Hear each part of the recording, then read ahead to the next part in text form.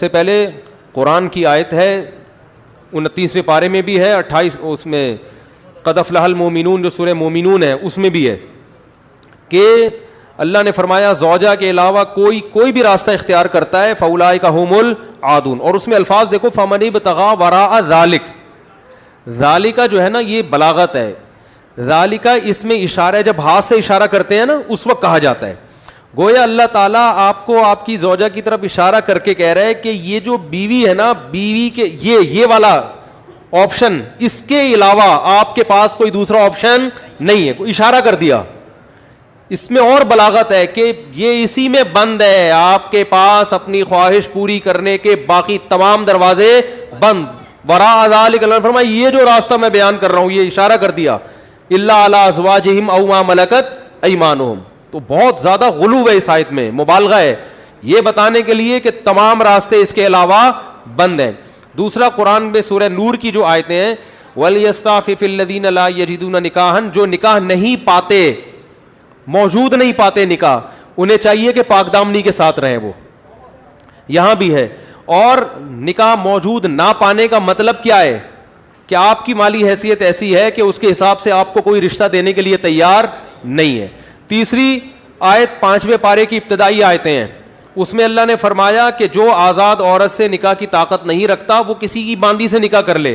تو اب باندیاں تو نہیں ہیں, مطلب قرآن کا حاصل یہ ہے کہ اپنا معیار نکاح میں گرا دے, نقصان کرے اپنا, کوئی بات نہیں ہے, لیکن پھر بھی دوسرے راستے ان کو اختیار نہیں کر سکتا. تو اس لیے اگر آپ کے پاس پیسے نہیں ہیں, کوئی نکاح کے لیے تیار نہیں ہے, اپنا معیار آپ گرائیں, آپ کو دوسرے راستوں ہینڈ پریکٹس اور اس جیسے بے حیائی کی آپ کو اجازت, نہ زنا کی طرف نہ کسی اور راستے کی طرف جانے کی اجازت ہے.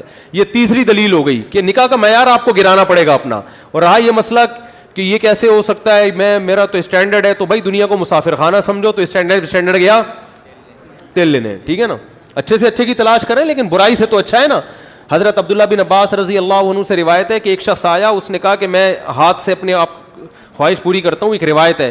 تو حضرت عبداللہ بن عباس نے نفرت سے منہ پھیر لیا اور فرمایا کہ تو باندھی رکھ لیتا, یہ تیرے لیے زیادہ بہتر. تو یہ تیسری دلیل ہو گئی. چوتھی دلیل صحیح حدیث ہے حضرت عثمان بن مظعون رضی اللہ تعالی عنہ کی. وہ فرماتے ہم سفر میں ہوتے تھے, بیوی سے دوری ہم پہ بہت شاق گزرتی تھی, ظاہر زنا میں پڑنے کا خطرہ تھا. تو ہم نے نبی سے اجازت لی کہ ہم اپنے آپ کو خسی کر دیں, اپنی جو خواہش ہے وہ کیا کر دیں, ختم. کوئی ایسی دوا کھائیں, کچھ بھی کر لیں, آج کل آپریشن بھی ہوتا ہے. تو لو اجازنا لاختصینا, حدیث کے الفاظ ہے, اتنی ٹینشن میں تھے ہم کہ اگر نبی ہمیں اجازت دیتے تو ہم اپنے آپ کو خسی کر لیتے, لیکن نبی نے اس کی پرمیشن نہیں دی. اب دیکھو صحابی رسول اتنی شدید ٹینشن میں بھی اس کا حل یہ نہیں تلاش کر رہے کہ ہاتھ سے اپنے آپ کو مطمئن کر لیں, اتنی شدید ٹینشن میں بھی. اگر اس کی اسلام میں ذرہ برابر بھی گنجائش ہوتی تو ذرا سا تو اشارہ ملتا نا, صحابہ کر لیتے یا ان کو اشارہ دے دیا جاتا کہ بھائی اپنے آپ کو خسی کرنے کے پر آ گئے ہو, اپنی اللہ کی تخلیق کو تبدیل کر رہے ہو, تو اس سے بہتر ہے کہ تم اپنی تسکین کر لو اس طریقے سے.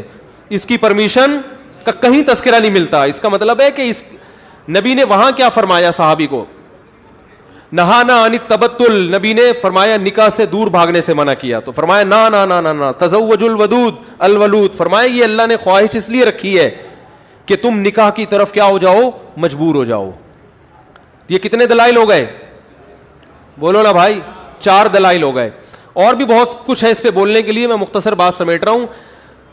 اصل میں لوگ جو یہ کہتے ہیں نا کہ یار ہم مجبور ہیں تو کیا کریں, ہم یہ تو خواہش اتنی جب مسلط ہو جاتی ہے ہمارے اوپر, یہ تو اس سے جسم کو بھی نقصان ہوتا ہے, مینٹلی بھی آدمی ڈسٹرب ہوتا ہے. تو یاد رکھو یہ اللہ نے آپ پر اتنی زبردست خواہش اس لیے مسلط کی ہے تاکہ آپ نہ چاہتے ہوئے بھی شادی پر مجبور ہو جائیں, اور شادی میں فطرت آپ کے دلائل ماننے کے لیے تیار نہیں ہے. یہ جو آتے ہیں میرے پاس پیسے نہیں ہے تو ایکچولی ابھی ایجوکیشن, ایکچولی ابھی یہ, فطرت اس چیز سے متاثر نہیں ہے. فطرت کہتی ہے آپ کے دلائل کیا ہیں, غلط ہیں. اگر یہ اللہ مسلط نہ کرتے نا مردوں پہ یہ شہوت, تو میرا خیال ہے کوئی 70 سال میں جا کے بھی لوگ شادی نہ کرتے. تو قدرت کا ایک نظام ہے, قدرت ایک سسٹم کے تحت لوگوں کو چلانا چاہتی ہے. اس کا فائدہ یہ ہوگا کہ آپ نہ چاہتے ہوئے کم خاندان کی لڑکیوں سے شادی پر مجبور ہوگے, ان کو گھر ملے گا. اگر مجھ زنی کی اجازت دے دی جائے, مجھے تھوڑی لینگویج صاف استعمال کرنی پڑ رہی ہے, بہت معذرت, مجبوری ہے. اگر اس کی اجازت دے دی جائے تو لوگ نکاح میں کیا کریں گے؟ تاخیر. نقصان کس کا ہوگا؟ لڑکیوں کا. لڑکیاں بھی پھر ہینڈ پریکٹس کریں گی جو کہ کر رہی ہیں, وہ بھی مجبور ہوں گی. تو اسلام نے آپ پر, اللہ نے آپ کے اوپر یہ شہوت اسی لیے مسلط کی ہے کہ یہ آپ کا یہ آپشنل نہیں رہے نکاح, بلکہ آپ کی باڈی کی ریکوائرمنٹ بن جائے کہ بھئی یہ تو کرنا ہی کرنا ہے. اور اس کا فائدہ کس کو ہوگا؟ عورت کو. بات آ رہی ہے سمجھ میں؟ اس کا گھر بسے گا. تو اگر اس کی اجازت دے دی جائے, بھائی ایجوکیشن کا ہے بھی تو, تعلیم ہے بھی تو, ایکچولی تو نتیجہ لڑکیوں کا کیا ہوگا؟ بیڑا غرق ہوگا, جو کہ ہو رہا ہے. آپ کہہ سکتے ہیں وہ بھی تعلیم حاصل کریں, ہم بھی حاصل کریں, تو بات یہ کتنی تعلیم حاصل کر لیں گی؟ اور اگر کر بھی لیں گی تو فطرت کا کوئی آلٹرنیٹ نہیں ہوتا, نیچر کا متبادل نہیں ہے. جو چیز آپ کی باڈی کی ریکوائرمنٹ ہے اس کو بہرحال پورا کرنا ہے.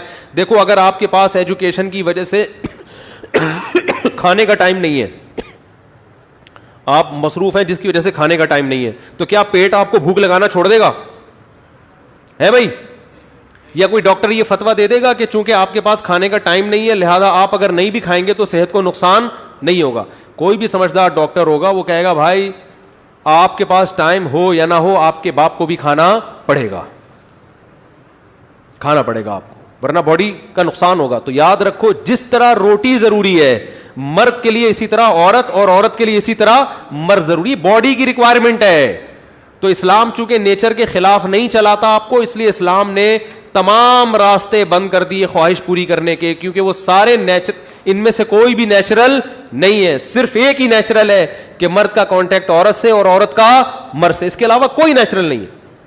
ہاں ایک آخر میں بات ضرور کہوں گا, ڈاکٹر ذاکر نائک صاحب اللہ ان کی عمر میں برکت دے, انہوں نے یہ کہا ہے کہ زنا سے بچنے کے لیے اگر کوئی یہ عمل کرتا ہے تو شاید مستحب ہو. تو یہ بھی ایک اصول یاد